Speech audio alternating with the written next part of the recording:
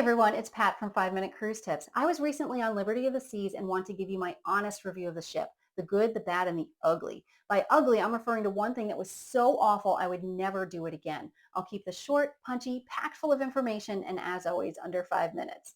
First, Liberty of the Seas is a mid-sized ship in the Freedom class. She holds about 5,000 passengers and has been sailing for 18 years. I love Freedom class ships because they're big enough to have features that appeal to a wide audience like my kids, but they're small enough that they don't feel overwhelming and it doesn't take 10 minutes just to walk to your cabin. For context, I've been on all three Freedom class ships and here's my overall opinion. Although I had a lot of fun on Liberty and would absolutely sail on her again, she's my least favorite ship in the class and I do prefer independence and freedom. Now I'll give you the reasons why with the good, the bad, and the ugly. Okay, here are the good things that I liked about Liberty of the Seas. The general layout of the ship is great. Lots of spaces to explore and hang out. A variety of different bars and lounges, many with live music, like Boleros, Star Lounge, Schooner Bar, the English Pub, Viking Crown Lounge, and our bar. The ship was pretty clean and the crew are constantly wiping things down or making improvements like touching up the paint on the hull. The Royal Promenade is a fun place for people watching and catching the action like dance parties or special events at the shops. People say it feels like a shopping mall, and I don't disagree because you can't see the ocean from the promenade, but you can get pizza all day, which is important to a lot of people like my kids. The open air solarium for adults is relaxing and has two huge cantilevered hot tubs that were nice and toasty and not very crowded. The Deck 13 aft space has a lot of features for those who are active, like a sports court, rock climbing wall, flowrider surfing simulator, two perfect storm water slides, and one water slide you will only find on Liberty called Tidal Wave. More on that later. Finally, Liberty has other features that were really nice that are typical of the Freedom class, like the Splashaway Bay Water Park for smaller kids, Johnny Rockets, three specialty restaurants, an arcade, ice rink, mini golf, kids club, and teen club. Okay, now it's time for the bad. Some things I thought were subpar about Liberty compared to other ships in the fleet, especially her sister ships, Freedom and Independence.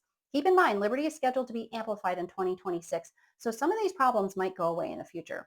There were no hand washing stations at the Windjammer buffet, very unusual for this ship size. The washy-washy crew member did their best to remind people to use hand sanitizer on the way in, but they didn't enforce it and lots of people walked right by without doing it. On the pool deck, there were no quick service food options other than grabbing a plate of food at the Windjammer. Also, Liberty doesn't have Coke Freestyle machines. Not a big deal for me personally, but I imagine some people with drink packages might want more variety than the standard options they have at the bars. Finally, other than some pretty artwork, the decor of the ship was very plain. I think I'm biased by the old world charm and beautiful wood decor of the smaller ships like Radiance and Vision class. Okay, so you've heard the good, you've heard the bad. Now it's time for the ugly part about Liberty of the Seas. I mentioned that the tidal wave water slide is unique to Liberty. You won't find it on any other Royal Caribbean ship.